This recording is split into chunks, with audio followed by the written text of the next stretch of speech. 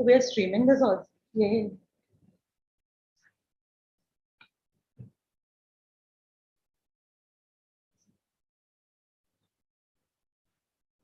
Okay, good afternoon, everyone, and thank you all for coming here today for this event where we are launching Dr. Riju Ray's book.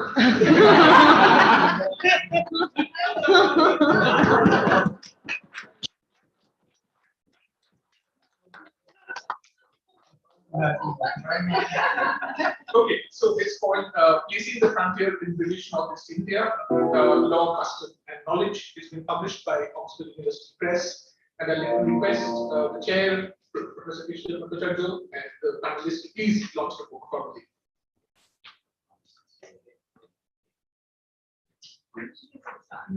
Yeah.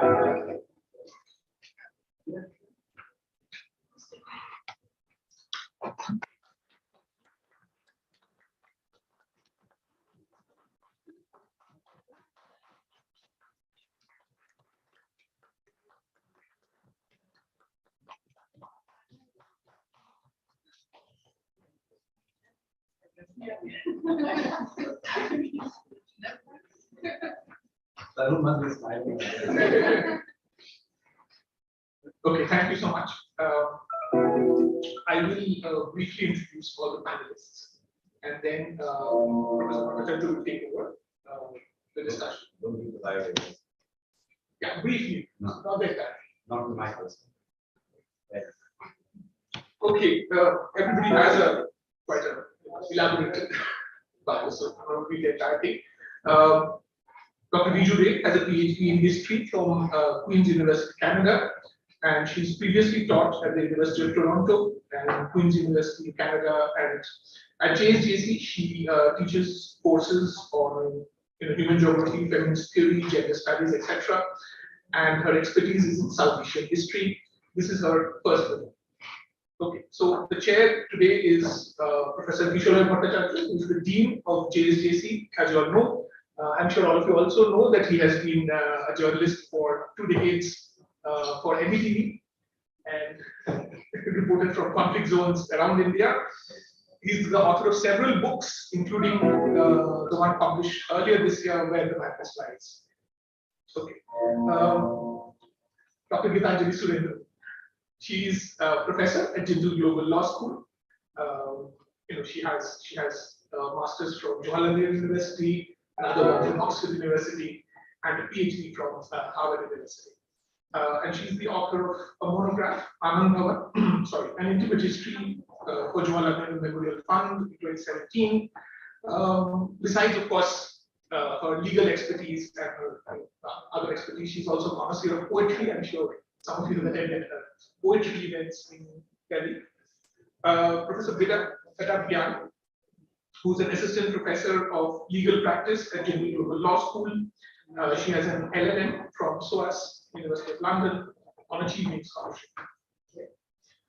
And finally, Dr. Sagar Tiwari, who's a historian of modern India, and his doctoral thesis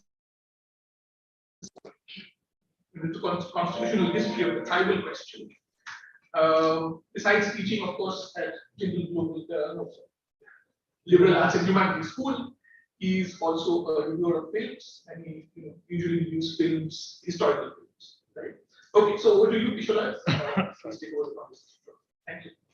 Thanks, Uttar, my poet colleague. Congratulations, Riju.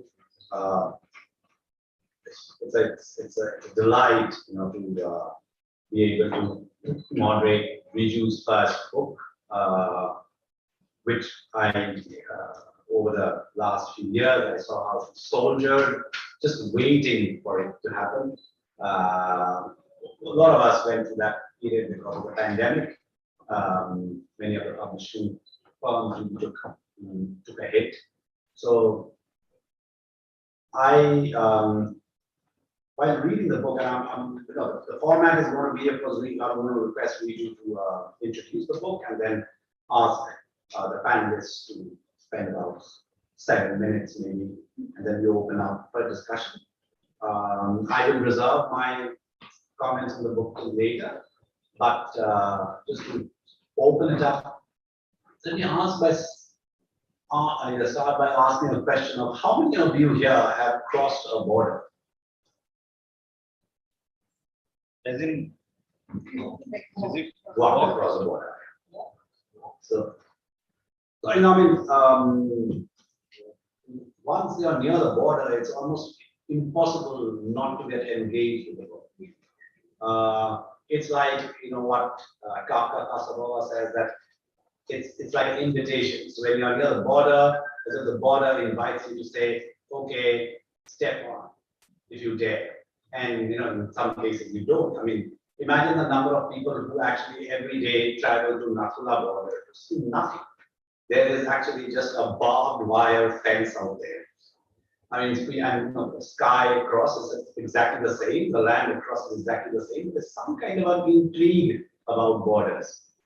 While reading this book, often I've seen that Riju became a storyteller. And that's why I kind of love the book even more. Because as you know, Riju, my reservation about your academic language is rather deep. So I was very happy reading this book because it kind of intersects a very academic word again, but it does, between memory, place, and I think you meander not just between borders, but also the borders of literary genre. And that's why this book is very special to me. Also, Riju and I come from the same place. Not just the same place, the same locality. I didn't know her before she joined Jindal earlier, but and I've reported from these places, so I'm familiar to the terrain. However, a lot of majority of the stuff that I read out here are completely new to me. So it's extremely instructive.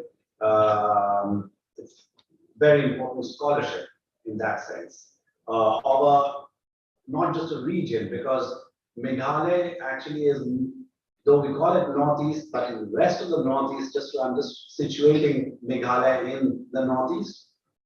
Other parts of Northeast history is still referred to, still written about, still known. I mean, you have, say for example, the Battle of the Red Hill in Manipur, or the Kohima War, which are Second World War's greatest land battles. Now, those are sites of historical importance within course. Meghalaya, however, doesn't even figure there.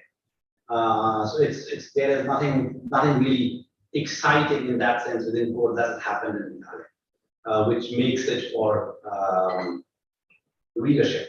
So this book, that in that sense, is extremely important because it talks about the border and borderlands with Meghalaya as a case in point, and how borders are formed. And I'm sure most of you out here are familiar, at least, even if you haven't traveled to Meghalaya, of what the terrain is. It is actually hills and plains. So there are, it's not entirely hills, and it borders Bangladesh. And it has more than the 3 tribes that we are familiar with out there. It's not just those 3 tribes, there are actually more who spill over the borders. But like I said, I'm going to reserve my comments about the book till later, after I've heard the panelists. But thank you, Riju, for, like I said, for the stories, to make it readable.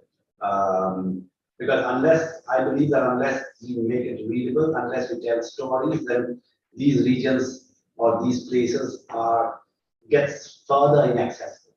So it's not just inaccessible and remote geographically to the center, but even in terms of readership, it becomes inaccessible. So thanks for that. So Riju, now I'm going to invite you to introduce or tell us more about the book. Thank you so much, Vishwa. First, I just want to thank everyone for being here. This is really special, and seeing all your faces makes me really happy. I want to thank GSJC for organizing this event. and Uttaran, who has been doing a lot of work. I know there's so much on everyone's plate right now because of end semester stuff. So thank you for making this happen and thank you for being here. So this book is an outcome of trying to understand a very complex geographical terrain, which is the frontier or borderland, and it's also my home. So dominant sort of understandings around this region, or the knowledge that we have on this region, has largely failed to historicize Northeast India's social, political, and cultural forms. Instead, a lot of these histories and studies have relied on colonial and nationalist tropes, which undeniably reduce the region and its people into divisive and historical categories and classifications. But this book is not just a regional history, as it may seem from my very personal relationship with it. It's an effort to understand the political role of law, how multiple legal regimes interact with space, and how law governs and creates subjects. Finally, it's an effort to understand how those subjects of colonial law respond to centuries of violent transformations brought about by colonial capitalism, imperial knowledge, and geographical reorganization and boundary making. So I'm just going to leave it at this, and I hope a lot of you get to read the book, and I look forward to your feedback, and I especially look forward to the panelists and feedback today and your thoughts. Thank you. Okay, Nitanu, should we start with this? Yeah, sure. Good afternoon. All these panels get organized on Thursday after I have 4 hours of teaching, so I don't trust myself to wing it. I'm going to read from my note here. Let me begin by thanking Riju for inviting me to speak about the book at this book launch. And I want to start just by saying how proud and how pleased we are that historical are producing important books. History is still a discipline that values book length studies, and as a fellow historian, I recognize what an effort is to conceive of this project, mine the archives, complete the drafting, get it published, all sort of on your own. Although you've been kind to so many people in your environment. So kudos to you for having produced this book, and what an illuminating and sophisticated piece of research and writing I found it to be. I must next admit that I work in a very different historiographical terrain, so I'm really glad I'm going before Sagar and Pratap. But many of the issues are issues that interest me, and in some way or the other, I can touch upon a few of them. So I'm going to give it a shot. Now, the title of this book suggests that it's about the frontier in the Northeast, and I can understand the pressures to come up with a title that's broader in scope. And yet, I think this book is about a very particular and highly significant part of the frontier, the one between Sylhet in modern-day Bangladesh and the famous Garo Khasi Jaintia Hills in modern-day Meghalaya. And as Riju shows us, this part of the frontier is an entire world in itself. Revealing the production of new administrative and legal categories. So I hope you'll forgive me as I go through a few of the things that I found really interesting about the book. Administrative and legal categories like hill tribes, raids, barbarity, privatism. Riju closely examines the way in which the colonial state deployed ambiguity and obfuscation as a strategy in producing with considerable legal ramifications two distinct categories: the tribals of the hills and the secular proprietors or cultivators of the plains, while also demarcating precise boundaries, or trying to anyway. Undergirding this exercise through the 19th century is significant colonial violence, but more about this in a little bit. Riju points us to the existing historiography and tribes and indigeneity, but makes clear her intention to reveal the conditions for the production of categories such as tribe as a corollary to the separation of hills and plains. I'm quoting directly from your book. Quite beyond British border making, the Garo Khasi Jaintia polities were subject prior to colonial rule, but even during colonial rule, to multiple and overlapping sovereignties. Riju uses the conceptual categories of space and placemaking to argue that the frontier hills were complex sites of political negotiation and practice, existing in some tension with one another. Placemaking brings together politics and cultural identity, and often resisted colonial legal and political spatiality. To both space and place in the frontier, law emerges as formative, intimate, violent, a tool of the state, an object of resistance, and as critical to the shape of the political.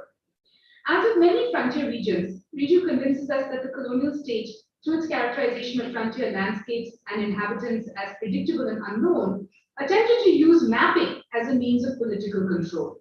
The 19th century surveys were the key cartographic method, but colonial officials were never quite satisfied with the results. This dissatisfaction seemed to propel them to all manner of strong-arm tactics and became a pretext for the deployment of extrajudicial violence. Through their mapping exercises and the use of these new legal categories, asymmetries emerged between all the different people who inhabited the frontier hills, and there seems to be considerable diversity. I think Ishla, said there will be more diversity actually than necessarily subject to this book. Threaded through this is the discourse of civilizations and its scales in which the tribals figured as primitive or savage. So the violence is both epistemological and material. So my first question to you, Riju, is this. What makes the Garo Khasi Jaintia Hills select frontier different or special? At this point, there are a number of dangerous, tribal dangerous, I'm putting all this in quotes, dangerous frontier tribal regions within India and around the colony's international borders. Mark Condos comes to mind as someone who said a number of things about tribal frontiers in the northwest of the colony and its inhabitants who were seen as unruly, fanatical, violent, thereby justifying an excessively violent response from the colonial state in the form of these legal enactments like Murderous Outrageous Acts.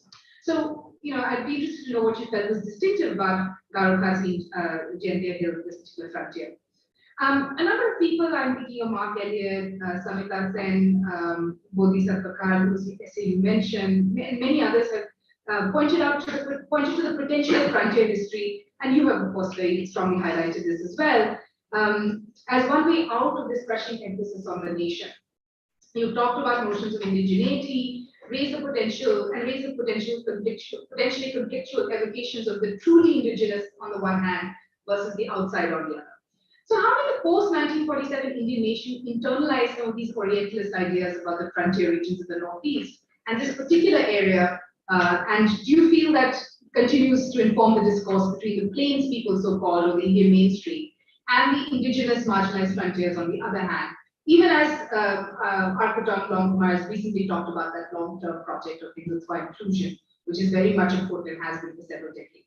Related to some of the things you say in your very valuable final chapters about the vibrant hill tribes self-fashioning, as it were, I wonder what you think about James C. Scott's study of the peoples of Zumia and the Southeast Asian highlands, who continue to remain tribal and barbaric by design, all in quotes, in order to avoid the imposition of, I guess more regular governance, for want of a better word.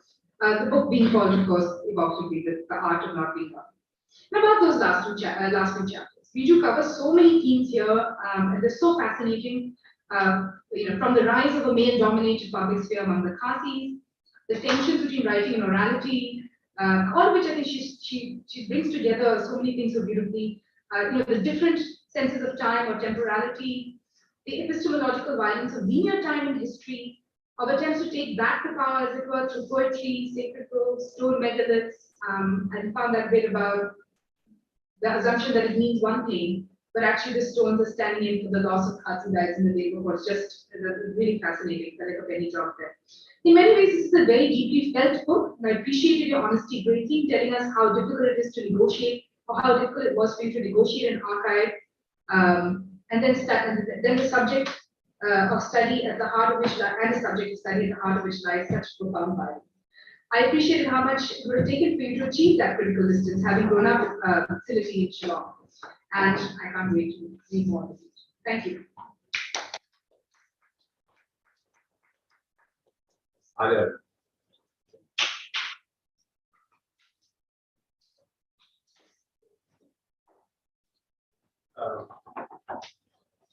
Congratulations, Riju.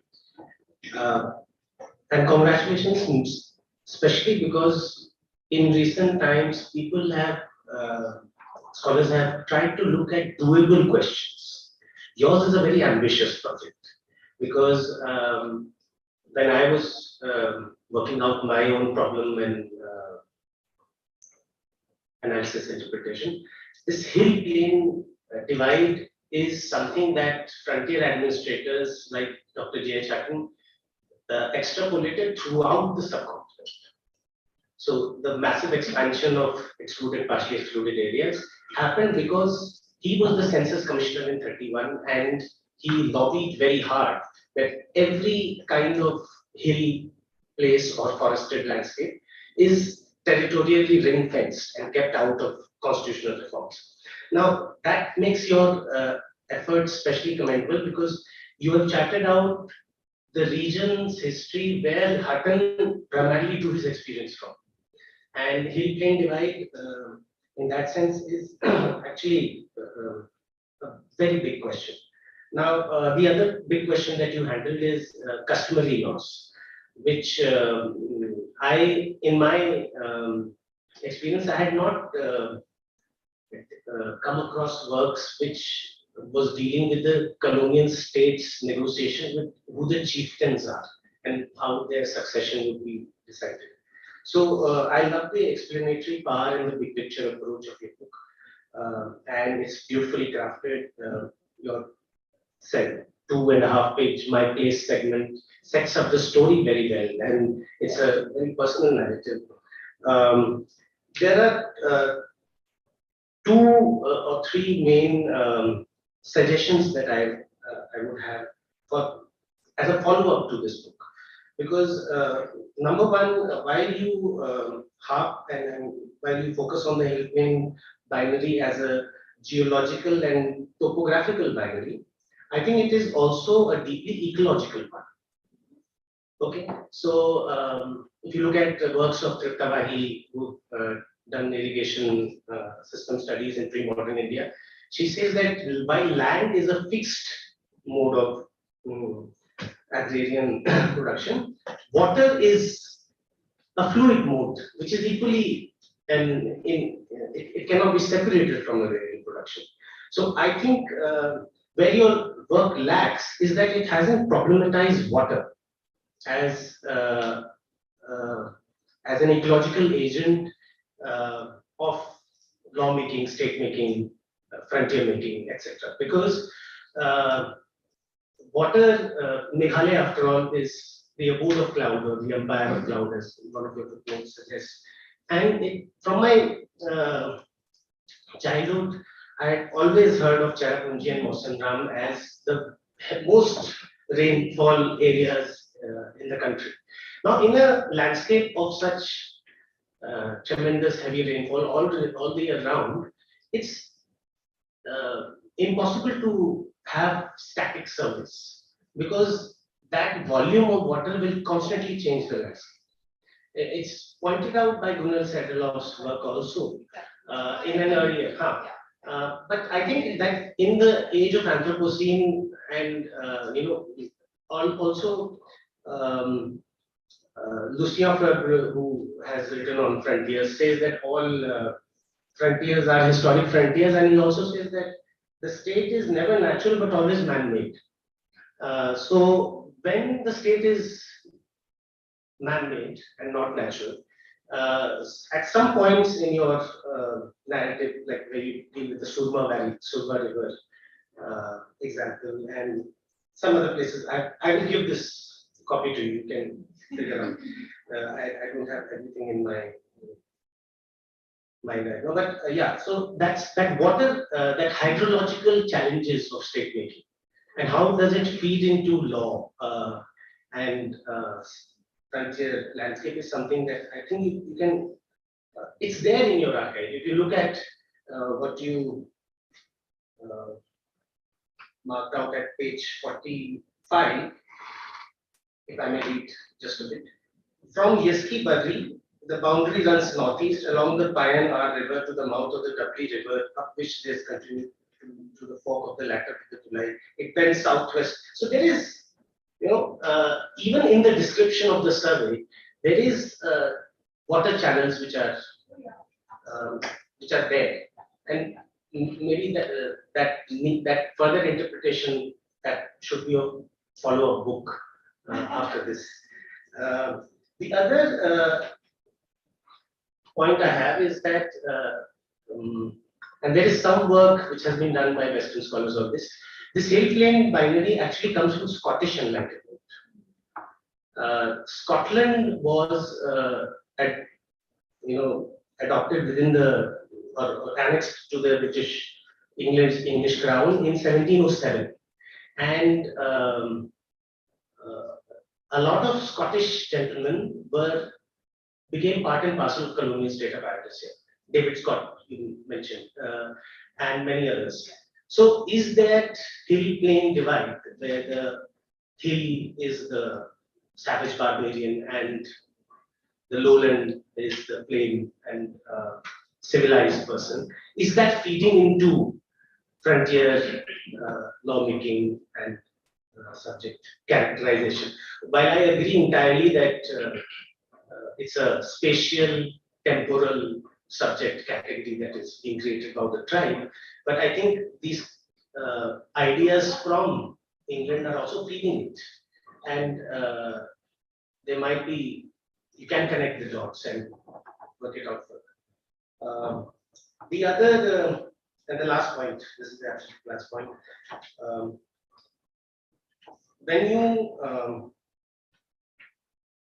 When you say on page 52 that the role of political agent in the Northeast was significantly expanded after 1835. Now, I would nudge you to think, why is it happening? Every 20 years, Charter Act is being renegotiated. 1835 is after 1833, when it is clear that company monopoly over trade will wither away. The two gentlemen that you pointed out, AGM Mills 1853 is again the next Charter Act. W.J. Allen 1858 is soon after 1857. So again, the Crown has taken over from the company. So at each time when the broad terms of the colony metropole relationship is being renegotiated, there is some survey, some important, significant survey that is being done. And if you can work out that politics and that dialectic between the colony metropole, I think it is pregnant with possibilities. Yeah, that's all. Thank you.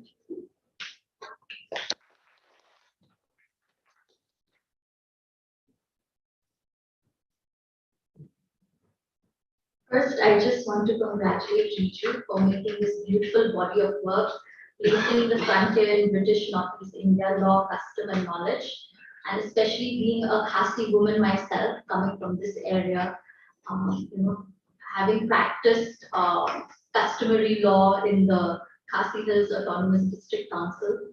So it's very beautiful to actually learn more about the background and looking into the present issues that are there in the Khasi Hills. So I would congratulate you on that. It's a beautiful body of work, and it has informed me more, about my own people, our culture, and also Riju and I went to the same school from Pine Mount School in Shillong, but we only, I met her properly only when I came to Jindal. So I'm glad that Jindal is a place where we formed our friendship over here.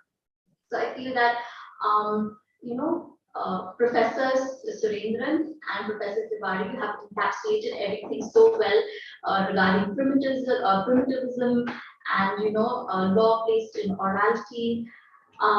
So what I want to talk about is I want to talk about the gender aspect of the Khasis. So everybody knows that the Khasis are matrilineal tribes, and by matrilineal meaning the lineages from the woman's side, and oftentimes there's always this mistake where people think that the Khasis are matriarchal, right? Where all the power vests with the women, right? But in reality, we are also a very patriarchal society where men decide for us, when it comes to property. We may be custodians of property, but then it is the men, the maternal uncle, who decides.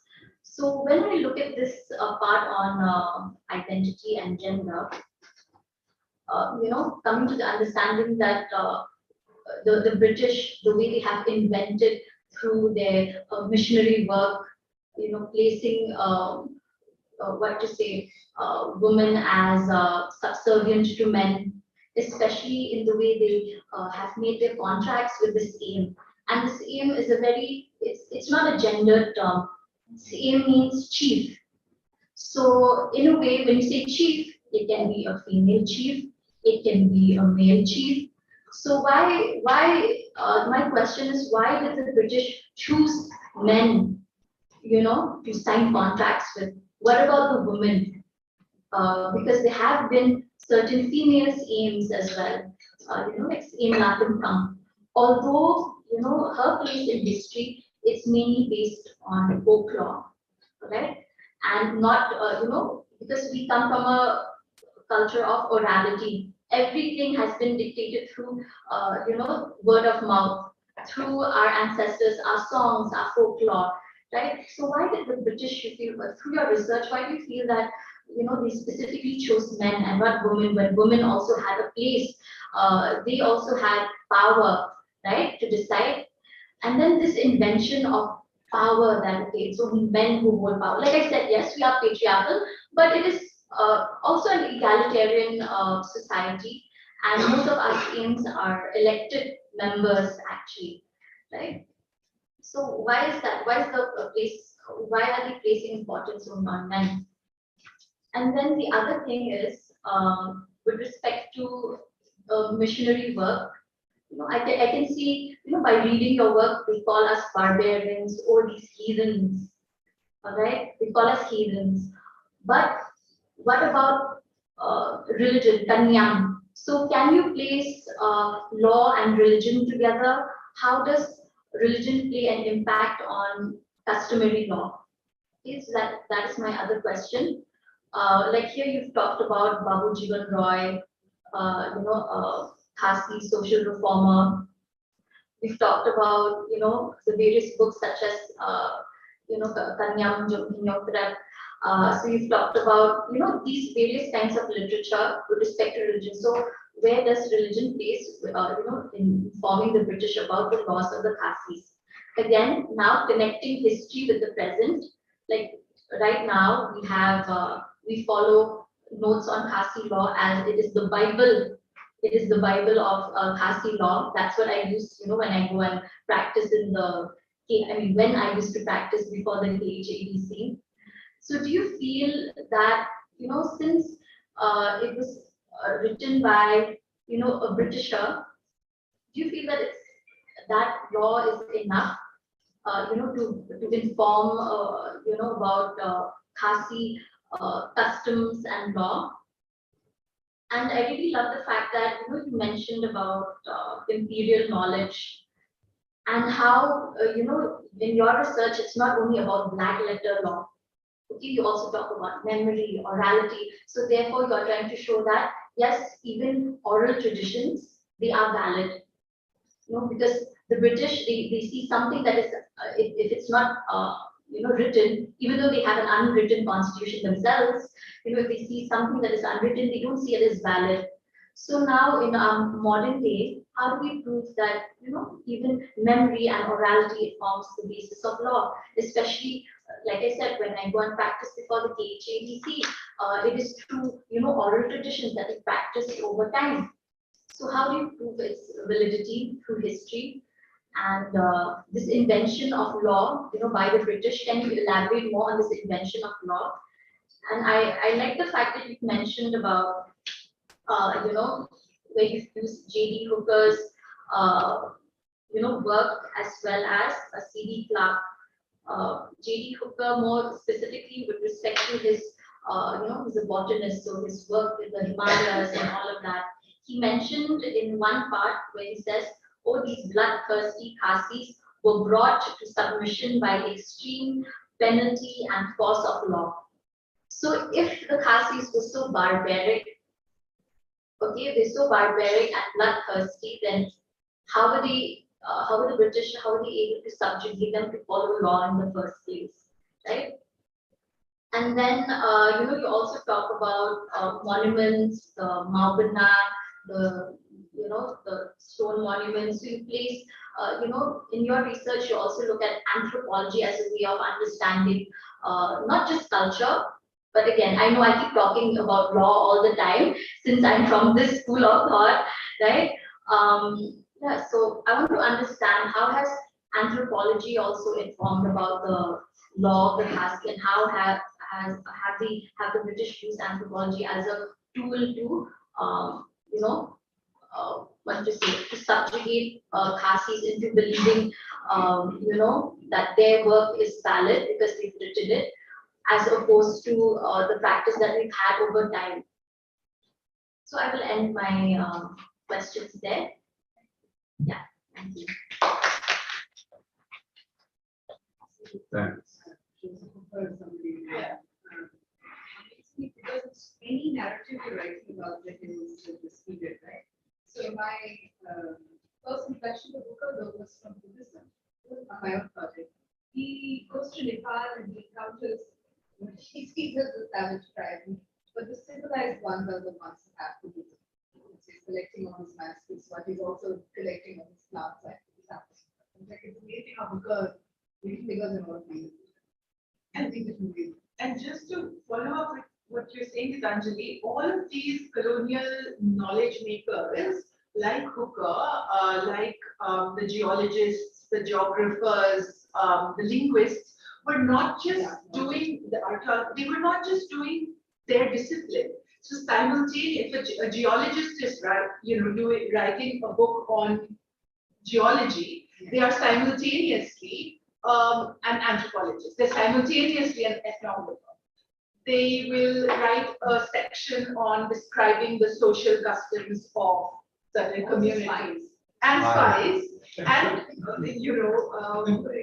kind of contributing to the idea of the legal landscape. So one of the things I saw very, that stood out for me from the very beginning, from late 1700s, when you look at these reports written by military officers or the geographical treatises written by cartographers, they combine their efforts to expand colonial control over the land. So geographical surveys double up as military expeditions, or military expeditions double up as revenue expeditions. So, and going on to mid-19th century, when botanists, famous botanists like Hooker is working, he is also, surveying the place and making classifications, writing down lists of different communities, religions, etc. So this I found very interesting about the process of knowledge making in the 19th century. And then, of course, their emphasis on how scientific it is, whereas you see constant kind of reliance and slippage into what is local knowledge. So without local agents, these colonial scientists would really have nothing to go on. So it's the entire fabrication of truth and objective knowledge, the dominance of Western science, when you can look closely more deeply into it, it is very much local. It is very much reliant on native informers and ideas that are already present in the locality itself. Should I try and respond to the questions very briefly?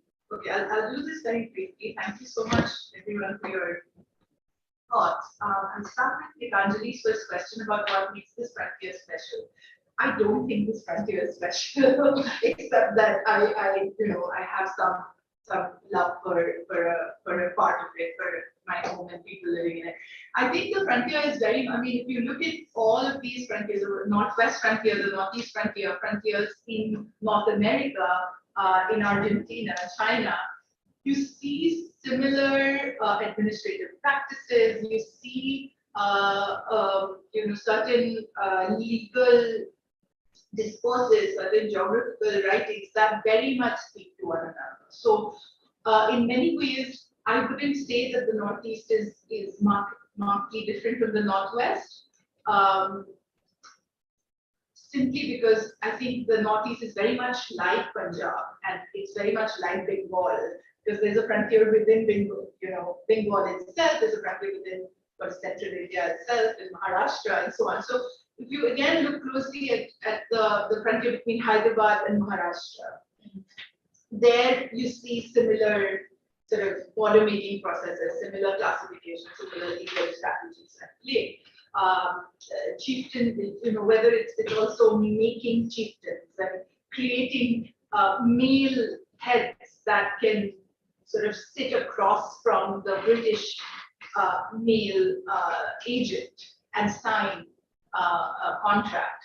All of these processes are happening across. And I think one of the failures of our times is to create this idea of the Northeast being very distinct, being very separate from everywhere else. And that adds to a lot of problems, I think. Second thing, we mentioned James C. Scott and Zomia. I think both for designing was special, which was distinctive. Yeah, I was just asking that, but I mean, I think that you're right, that there's a public, scope for global history. Yes. And not really. One- Whether there was something distinct about this particular. But I mean, I feel like there wasn't, I think it would be a really big claim to make that it was, and also a false thing to me that is very distinct. I just find that I started, in fact, when I was in my master's, first thinking about writing research papers on this region because there was so little to read on this region and I wanted to think about writing on this region. At that time, I was like, this place is the most special and most sort of distinct in terms of its politics, in terms of the social sort of hierarchy, social structures, matrilineal being a very distinct form of social organization. But the more closely I kind of looked at other writings and other literature, and now especially this huge proliferation of writing on frontiers that's happening, and I feel like couldn't claim any distinctiveness for this region, except that perhaps it offers us a way to challenge some of our assumptions about fixed and rigid identity forms. So in that way, it offers us a lot of If I may jump in here, I think there's one distinctiveness about Yes. this area, which is not to be found in central India or northwest. Central India or northwest frontier areas have always been affected by North Indian or South Indian political state systems. This area came to be affected by this by North India or South India, whatever, only in 1820s. I mean, in a statist perspective. Once it's annexed. There's the home kingdom, though, there's Tripura, there are smaller kingdoms. And the Mughals were. Yeah, they were trying to, but they couldn't really. But this is where I differ from James Scott entirely. In fact, I mean, one of the things that I disagree with him is that there was there was this, egalitarian society that was fighting off state formation. They did not want to be part of civilization. These groups chose not to be, part of larger states. And that's not what these, when you look at the archives and what these chiefs, these small Khasi states, they were states. There was they may have been smaller formations, and they had,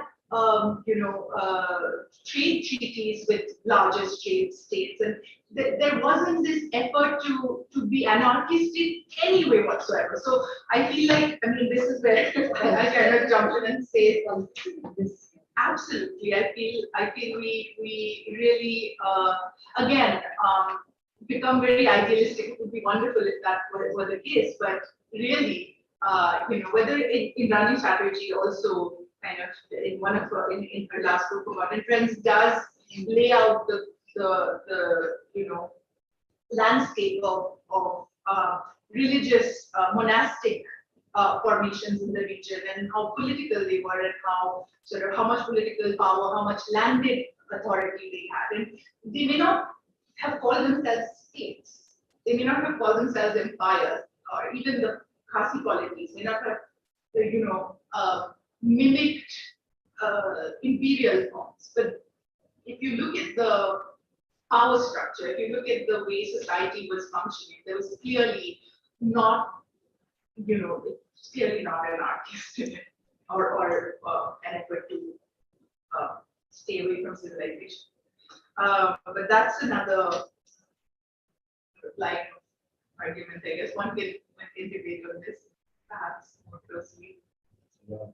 Just one for open up.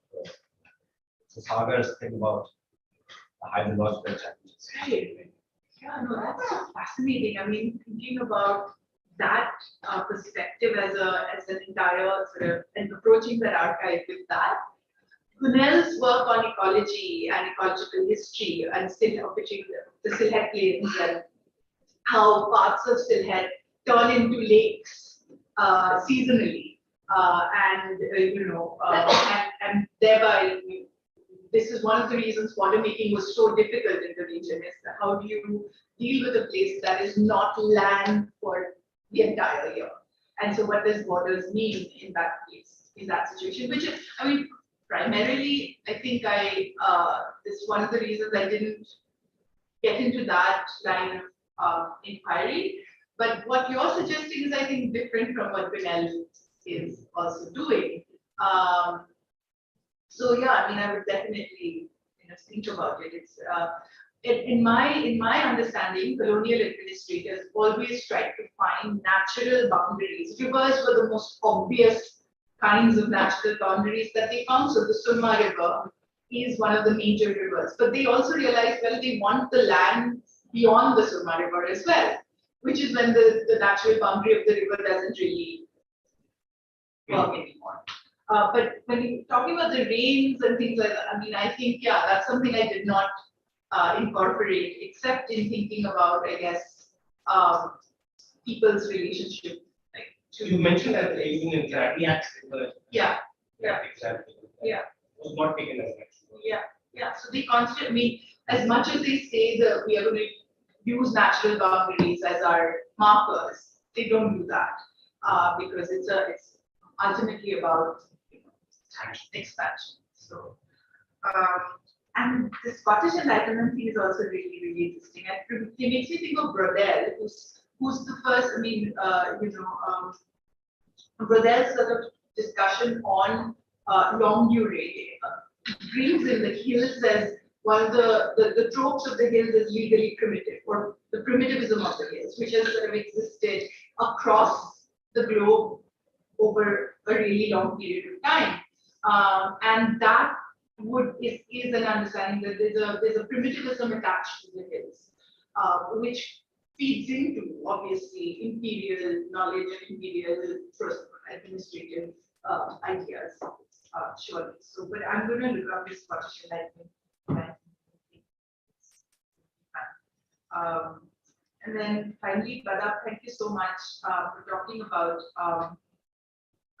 so the masculinization of power and property. And I feel like, I mean, it begins with the masculinization of property relations and identifying male heads. They were very clear in searching for heads that they could identify as sovereigns and with whom they could sign an agreement, because the entire movement of law depends on that piece of paper, which is the contract, and somebody needs to sign the contract. Somebody needs to be the head of a society to be, signing that contract. And so even in the case of the Garo Hills, where there may not have been identifiable heads, they went and looked for somebody who would be representative of a village or a region.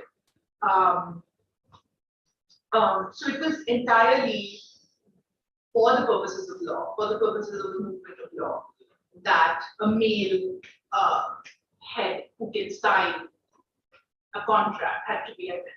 I want to add some more point.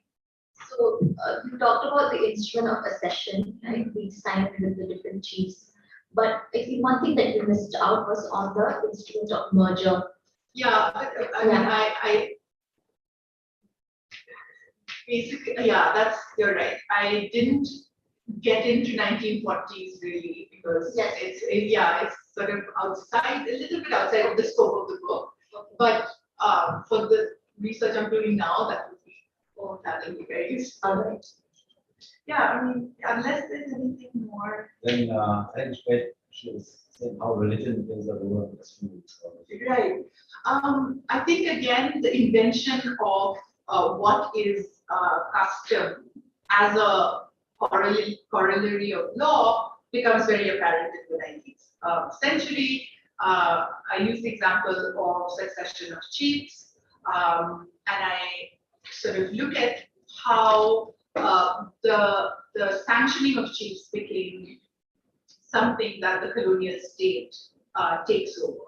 So, even the presence of the district commissioner during a succession ceremony, signing off on whether, a chief is a valid one or not.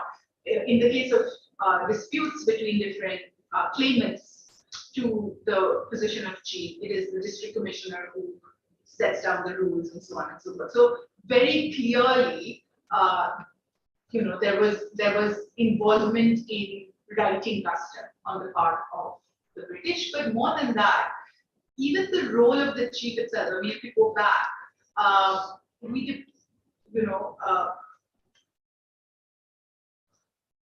through through writing, through the very act of writing, whether it's contracts and then all of these books that are published over the course of the century, you see a very clear articulation of what custom means being written by different colonial agents. So, and that gets then reproduced in books written by local authorities who are writing on Nya, who are writing on religion.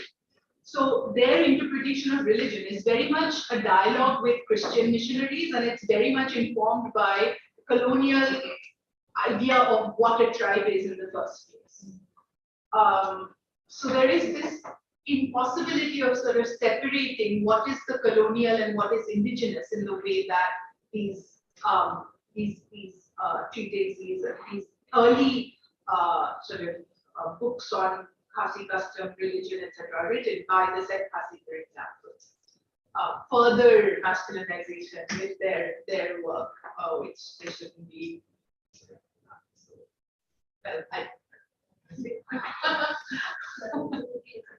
Well, yeah. Yeah, I think. Thank you. And now we're going to open it up, but since the conversation now is slightly more broader, though the scope of the book is not, but just so that we can open up the conversation. With the word Northeast, the term Northeast itself is a problem. It doesn't sit comfortably with me.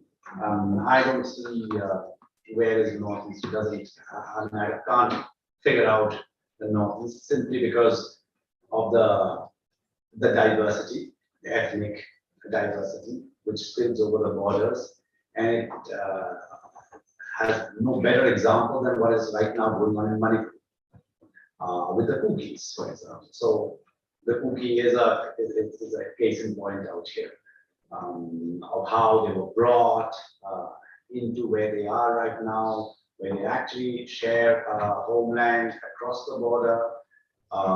Even today in Churachandpur, for marriage or other rituals, they just cross over and they attend, they will come back. Even the land that they share, which is actually across the border in a different country, but they would assume that that's their ancestral land. I think in various other places of India, that is something that one cannot imagine. And I think it's important to first understand that how otherwise one will be able to understand how borders are formed, before border formation, who these people were. Also the terrain, how it's hemmed in one side by the Patkai hills, on the other side of the river. It's a lower riparian. Also, for example, strangely on midnight 1947, area which actually traded with the rest of the world for millennia became landlocked. So you suddenly hemmed in this area with the rest of the so-called country with whom they actually did not have trade relations. The trade relations were down the river. So the hydrological thing is very important actually. So your access to your ports just died completely. So, and even the British traded that way. That could have been avoided, and it is a subject of political and geographical dynamics that created this thing. So, and the borders out there were not just formed once; they were formed several times. So there's not just one border, and the last border was not just. So once we had in 47, so once we had in the 18th century, the 19th century, then the 47, then the 71, we forget that in 71 there was a border. And then in 2015, when actually those 200 enclaves were rationalized. Because you actually have, they say that the Bengal was partitioned several times, not just twice. Because if you take those enclaves into account, then they were, my first journey beyond, though I grew up in Shillong, I really did not see anything of the border or anything of the region. And that is another misnomer. One could imagine that you come from there, you actually don't see. I don't know how much of Northeast actually Viju has seen or traveled. It is, because you don't go. It is not a small area that you're walking. You actually from one Chinese border to the other Chinese border they're looking at. Tibetan border. The Tibetan border. You would insist on Tibetan border. I call it the Chinese border. Yeah. I'm not. Sorry. Yeah, I'm just looking at the geography of it. And I don't want to get into this conversation because then Dirang is also Tibet. The Tibetan jade isn't still in Dirang. There is the remnants of it. But I just wanted to explain the terrain and the topography and open up the conversation.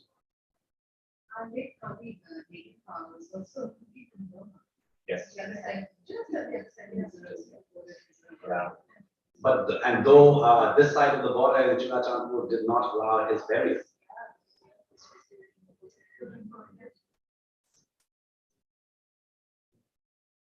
Questions, comments, remarks? I can ask one. I haven't read the book and I have very limited knowledge about Northeast. But since when you guys were describing the role of the colonial officers and how they played multiple characters, it reminded me of Siddharth Hussein's work on savagery and colonialism. But he sort of, while he has comparisons with other parts of the globe, he says that Andaman was a standalone project, very different from mainland India. I wanted to ask that in your context, did you find there were certain methods, processes, or outcomes that these officers learned from the experiments in your region that helped, have conversations in other parts of maybe Northeast or in the larger discourse around the subcontinent? Yes, I think one of the things you see about these officers is that, first of all, they are placed in what is one of the remotest parts of the empire. And they have to sort of make decisions on the go. They are very much dealing with contingency. They're very much dealing with, they have no idea that these revenue sort of lands turn into flat plates. So they are strategizing as they go. So one thing about them is that, which is why ambiguity and a certain amount of vagueness was very much embedded in the legal infrastructure of that place, the juridical sort of system. At the same time, you also see, because there are all these sort of overlaps between administrative systems and procedures in other parts of India, There is obviously the government of Bengal as one of the nodal points of power. So you see correspondence between the Surveyor of India, Surveyor General of India in the 19th century, and local officers who are dealing with some boundary dispute and not knowing what to do and how to go about it. So there is sort of, yes, there is a lot of correspondence between different layers and different hierarchies of the British government at that time. As far as the parliament in London, so there are also conversations that are happening about boundary disputes in the northeastern frontier in the House of Representatives. Or the House of Lords actually. So yeah, I mean, I hope that answers your question a little bit. Yes. It's not really a question, but I was just thinking about, other kinds of frontiers and we were asking about this, about oceanic frontiers or maritime frontiers. But then maybe you can still make a case of, land borders or, what is distinctive in terms of this border when compared to an oceanic frontier. Yeah. So I was thinking about, the Malabar coast, for instance, it's a very permeable porous kind of border, but even there, that kind of, can be politicized and controlled, and access can be controlled, by the colonial administration. Another thing I was thinking about was matrilineal, because matrilineal seems to be a feature of this region, but it's also a feature of Indian Ocean. It's only of Meghalaya. Only of Meghalaya. Okay, so it's not generally a okay. But even in the oceanic space, but matrilineal there is again becomes a feature that connects people from the coast to people across the ocean, right? Through trade. So traders coming and marrying local women, and the women are matrilineal. That again connects oceanically to the entire Indian Ocean world. Matrilineal is a feature of the entire world. But here it seems to be again a distinct feature of that. That I don't know, what explains that practice there. But in the oceanic case, you can think of it in relation to the military caste groups, which are, they also don't reside with their families, the military men. And also the trading groups, they also travel. So they don't permanently settle there. So the women, are matrilineal. But still that feature is there, where the maternal uncle still lives around the power. It's not very clear. It's not an explanation, but it connects with other kind of institutions, the military, the state, everything. Thanks for that. In fact, Renisa Mawani's work on ocean law has been one of the most influential for me while writing this book. And she's been sort of a mentor when I was in Canada. So I feel like I definitely learned a lot about sort of law and oceans, and there are lots of parallels, I think. I just haven't had to be honest, writing this book required starting from scratch in so many ways. Like I was torn between whether to do the basic explanation or to get into more specialized arguments. Like I was sort of torn between what kind of story should I tell, because this is going to be sort of first of its kind. I don't like saying that, but it is sort of not there. So yeah, about matronly, I mean, so I try to be a bit careful when writing about it, especially because of the onslaught against women's rights to property in Meghalaya right now. And I feel like, as a historian, as much as I need to kind of, open up my analysis and think about it, I also, I mean, I have written about matrilineal as a sort of thinking about it in terms of its embeddedness in place and thinking about a feminist geography through matrilineal. But I think thinking about, I just it needs a little care when you say, why are women matrilineal? And one of the most terrifying fieldwork experiences I had was in the district, in the KHABC, in the district council, when I was, interviewing someone who said to me, "You must tell the truth about the Khasis." And I said, "Okay, what does that mean?" And this is one of the legislative seat holders, Khasi man, and he said, we're not matrilineal. This is an invention of the British. This is in order for the British to come and sort of exploit our women. And I was like, okay, I know where you're going. I don't want to engage with you about this. And this is obviously he's one of those people who drafted the Lineage Act, which denies women a lot of rights in the country. So again, I kind of like shrunk from that conversation and said, oh, it's part of fieldwork. But yeah, one has to navigate that. Riju, first of all, congratulations. Congratulations, Riju. All the best for your journey with the book. But 2-3 questions from ignorance. And because we were so economically while introducing the book, and I have not read the book, so I've read the note now. That's it. So, first of all, just a comment that I think I agree with Kishle that perhaps like South Asia, the Northeast also exists only elsewhere rather than in the region.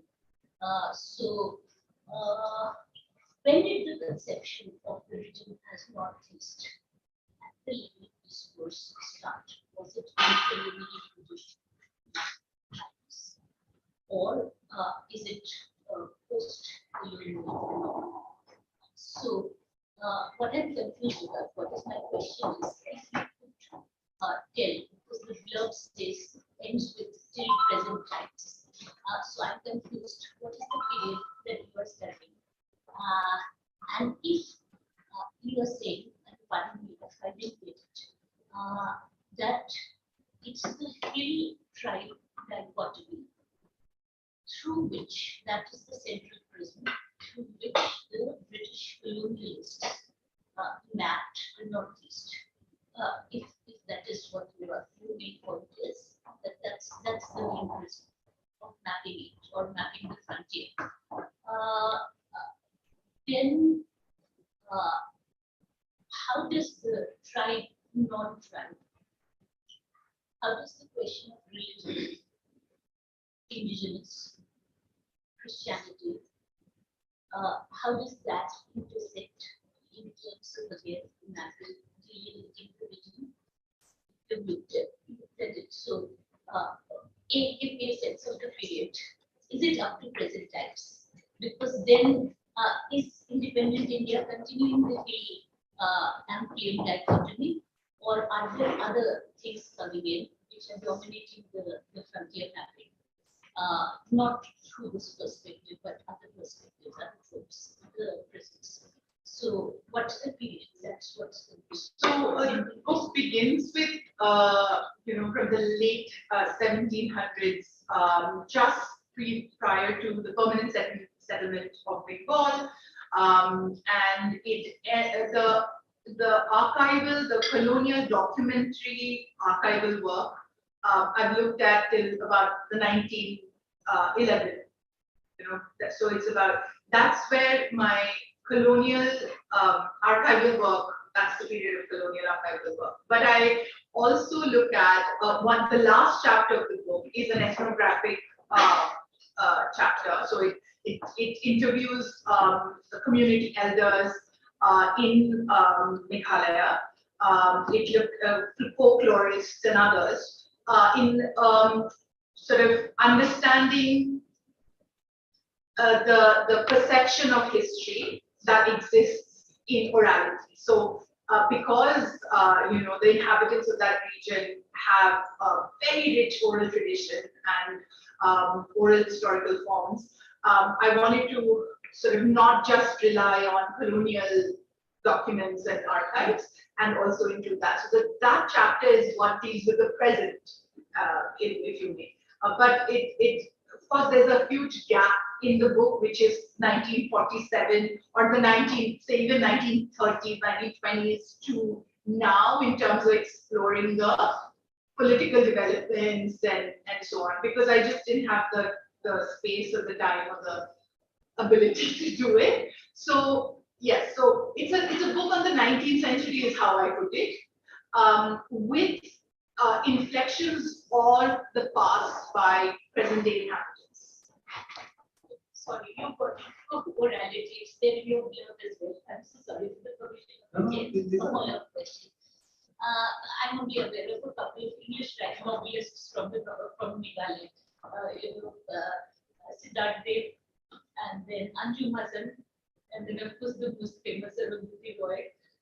But none of them And have. Janice Barrett, I think, is No, the most famous in my opinion. what I'm familiar with. So, the question of orality, although none of the writers that I mentioned would have indigenous lineages, but orality is a very complex way of looking at history, because the past present fuse in sort of complex timelines which are not necessarily linear. So if you have looked at contemporary narratives, to look at perceptions in oral memory, and memory is another complication. So then what's different than what you found in the study of colonial archives? Give me a story about your book. Give me something more detailed. Don't be so economical. Or a story from the book. Well, I mean, first of all, I think what you find when speaking with community elders and people who've been steeped in learning about the region, from the region, you see the time is not linear. There is a cyclical and iterative way in which time is understood. Second, the colonial forms a very small part of history. Whereas, as historians, we all study the colonial period like it was everything, like it was, and that's something I succumb to as well. And in my conversations with one very prominent Khasi elder, Sweetie Mondrinja, who's written extensively about orality herself and is also, practices indigenous religion and so on. And she's very kindly, I spent a lot of time with her in conversation during my PhD. And she explained to me that, why are you so obsessed with the colonial period? I mean, that's just a sliver of our history. Our history is, thousands of years old.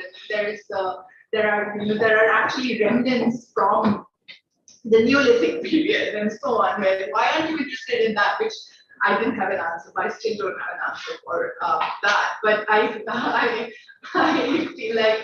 feel like some of the major transformations, in my opinion, happened in the 19th century, and they impact the way people live now, such as the hill plain boundaries. And very much, as we witnessing the tragic news coming from Manipur, I think that made me think again about how much this resonates, that this study also resonates with that context. And so yes, 19th century is when these massive transformations are taking place. You see, and Sagar can talk more about this also, about how it informs the scheduling and constitutional sort of mechanisms that kind of eventually take place. So there is that relationship. Your first question. So oral mapping different from, I'm so sorry, Yes, oral mapping yes, different yes. from the troposphere and traffic. Oh yes, there are. What is it? I would have to go into a whole chapter of my book and explain certain folk tales and so on. So actually in folk tales where you see alternative mapping, you see practices like shamanistic practices of transforming physically into the body of a tiger, and how territory is then imagined through that transformation. That's one story. Then there is, stories of how there's been a separation, which is my favorite story, or is the separation between a disconnect that happens between heaven and earth. So there are 16 clans traditionally of the Hindu, I mean the Khasi people or people living in that region, and 7 of them had come down to earth to gather food. I mean, there are variations of this.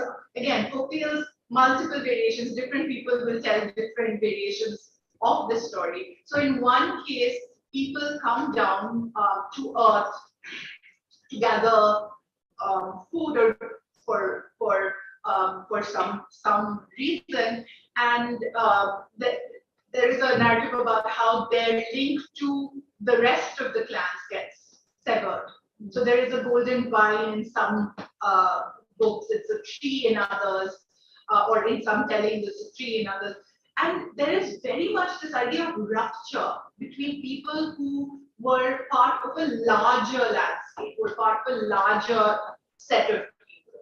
And that story of rupture has now, been appropriated into a religious festival where our dear RSS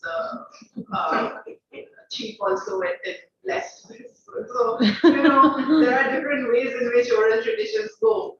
But it's a very beautiful story actually of rupture. And I feel like nobody can tell you when this rupture happens, technically, time-wise. We have time for just one more question, and I'm going to ask the panelists.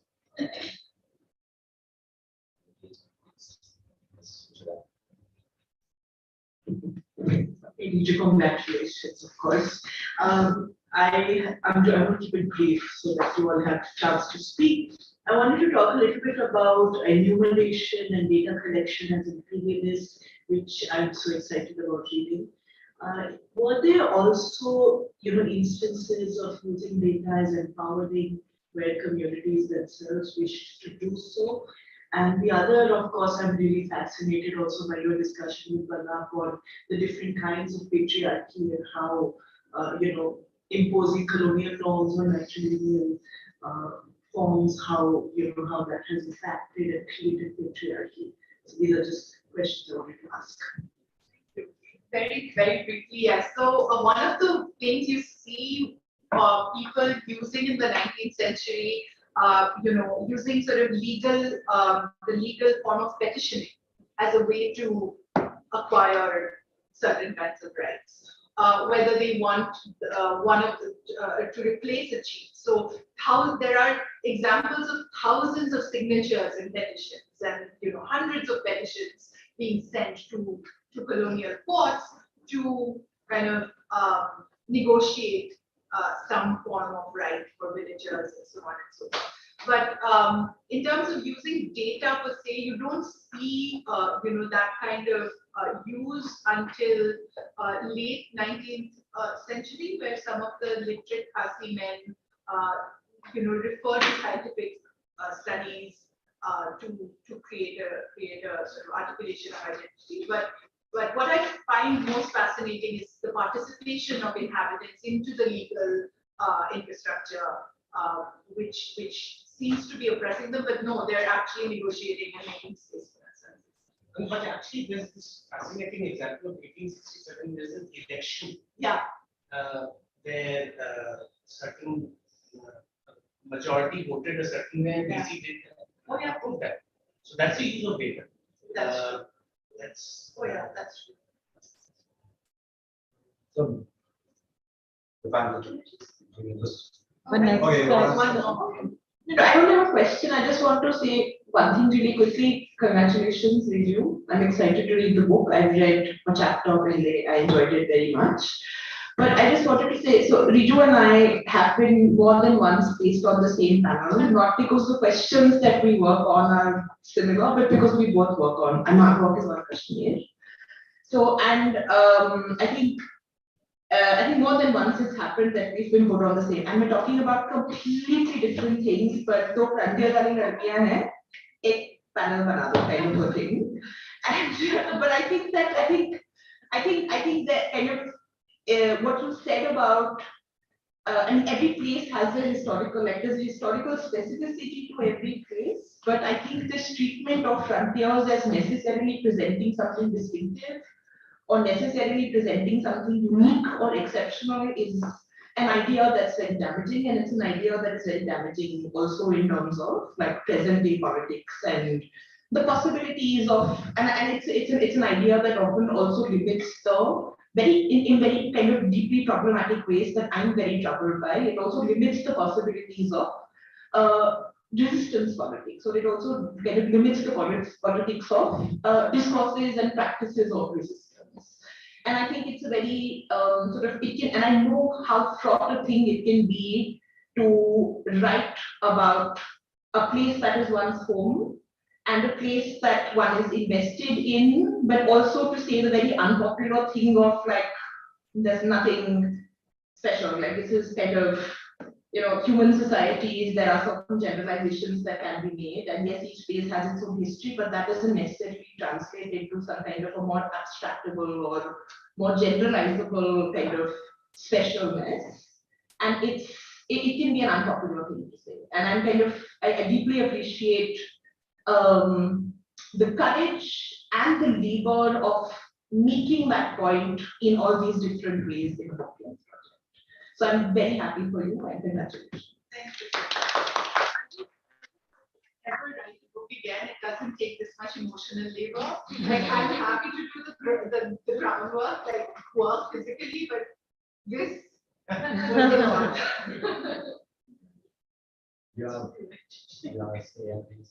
I just wanted to add, respond to Alvina's question. The term Northeast, I think, emanates from the center of the British Empire being Calcutta. Calcutta. So Calcutta, from that Fort St. William complex, when administrators are seeing cartographically, that's the northeast, that's the northwest, and there's another frontier, southwest frontier, which vanishes once the Marathas vanish. Yeah. So that's what in historical parlance we call it eternal frontier. But the northeast is there in the records because till 1911, which is when the archive was ends in this book, that region is towards northeast of Calcutta. That was, when there's a British cartographic imagination, it was a northeast frontier province. Meghalaya or all these places were not part of that imagination. I mean, it kind of, Meghalaya is at the border of that. It's the beginning of the, it's the beginning of the frontier. It was not, so their idea was of the frontier province, it was not the region. The way we understand the northeast region was not how the British understood the northeast. Yeah. I think, and, go ahead. So like in very Elvin's account of Northeast Frontier Agency, right? Yeah. That's where that was noted Northeast where it comes from, but it means the first to Arunachal and not to the third. Yeah. Yeah, it was actually an announcer on Tripura on radio, almost anonymous person, I can find his name, who actually first uttered the word northeast, that stuck. So otherwise there was no, you had the Lushai Hills and This is such a good anecdote. yeah. So Vishnu, could you say that again, please? That's taken. So it was actually an announcer on Tripura radio who actually first uttered the word northeast. When? I can't recall the Like exact roughly. year. Roughly it would be much later. And so even after the partition, it wasn't an idea. There was no northeast. So you had Manipur as a complete kingdom. So today Manipur is integral part of northeast. Sikkim was a kingdom. Tripura was a kingdom. So you're talking about. I mean, that's the other story, right? The integration of those different states and. It was not like everything was integrated and northeast was great. So nothing of that sort. Sikkim entered the again it was, I think, that 7 sisters and then 1 brother was added. Okay. Sikkim was the brother. Okay, which added after the Northeastern Council. Did you know there is a lot of, from whatever I read, because I looked at the text on the Tibetan border. Thank you. Recently. There is a gigantic absorption in the early years of the Republic. Correct me if I'm wrong. With border making in the Northeast, there's a lot of kind of anxiety about the borders in the Northeast. So because I was looking at Nehru or something else, they're doing this stuff. I ended up finding that there's much more discussion, not on the business stuff, but on the headhunting kind of thing. That's where, and sort of like another kind of, this Buddhism and that civilization, and there is not uncivilization, which is all this other stuff. And that this is a bigger discussion for them than either the non-aligned movement or Buddhism. So there's actually a lot and who? So they seem to, I just putting that out there. That, I would love to know that story. And things that To Bhutan, He to- travels and on a yak. goes to Bhutan, does all of that. So he's also actively going. He's also going up to Ladakh and donkey and whatnot. I think part of that also comes from the shock of the Japanese attack. Hmm. Because for 200 years, colonial administrators were planning for the attack from the northwest. But when it actually came, it came from the northeast. And Bengal could have fallen.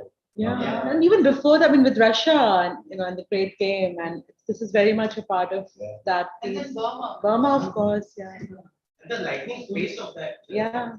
So we come right to the end of wonderful conversation, something very close to my heart, but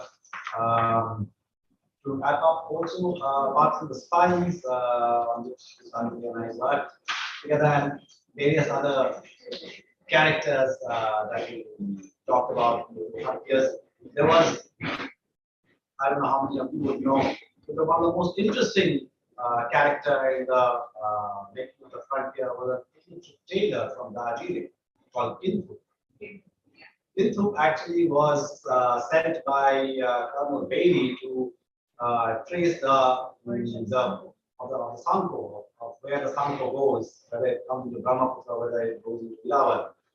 And Kintu, of course, gets abducted on the way by lamas, gets enslaved actually. And by his very good work, he's been given an allowance to go and do whatever he wants during the day. And he goes and he actually does his mapping as he was supposed to do, except the logs that he was supposed to engrave and float it down the river. He did do that. The man who was supposed to pick them up died by then. So that didn't happen. King Thup had a photographic memory of the area they traveled. And when the McMahon line was being drawn, yeah, it was actually King Thup was brought out there, and he, with his photographic memory, and that's how the frontier was created. So frontier was created from the memory of a illiterate tailor, and like that is the kind of story. That, and you're talking about the botanist, the other botanist actually, the Frank Kingdon Ward, who was also instrumental in this frontier making a beautiful book. I read the book by Frank Kingdon Ward. Frank Kingdon, yeah, he's a botanist. He also named all the flowers after his wife. Called Primula Flori something. Primula was his wife's name. Border, and I used to offer a course called Border. Okay, so Border fascinates me. And I think Border itself has the interpretative power of a metaphor, which is how a densely forested landscape of memory and storytelling roots us even from places where we are rooted. So, I mean, I belong to the days that she talks about, and yet I'm uprooted from it, yet I'm exiled from it. So, and I think, place is central to Riju's book out here, the conceptual and the methodological thing. And this narrative of place is something that really drew me in with what you quote, and I'm quoting that, polyphony of narratives, polyphony of language, and polyphony of dialogue, which is there throughout the book. And I think that makes the book really interesting. It also studies the process of establishing boundaries between hills and the plain, which is what we were discussing, but I would like to actually know, in your future work, I would like to know a little more about the story of the hill and the plain, because in my understanding, and I mentioned about it in my latest book, that actually while the hill tribes kept moving, there were plains people who lived there. So the hill tribe, yes, or the hill plain conundrum that we talk about, it's often the inside outside the conundrum, may not be entirely true. Because the original inhabitants there would have been actually the plains people and not the hill people. I mean, even the Boros have a Tibeto-Burman dialect, they are different language. They have traveled from somewhere. So it is unlikely that these people were actually populated these places since the Neolithic age. I'm not very sure of that. I'm saying that there are studies now to indicate that, because there is clear migratory patterns of these people. They're migrated from somewhere. Where did they come from? I mean, though this is not the scope of the book. We have a very specific thing. Though you're publisher, we have insisted on the title. Yeah. There's a background on the title. Yeah. But like I said, that what was exciting to me is that that Riju almost has become a storyteller. And in the next book, I want that to be there. I want more. I would love to read a more poetic rendition of the border, because it is, and it has the possibilities. Thank you so much, everyone.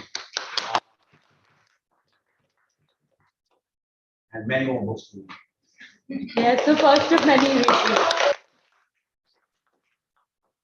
Everyone being here. This was really special. So much. Thank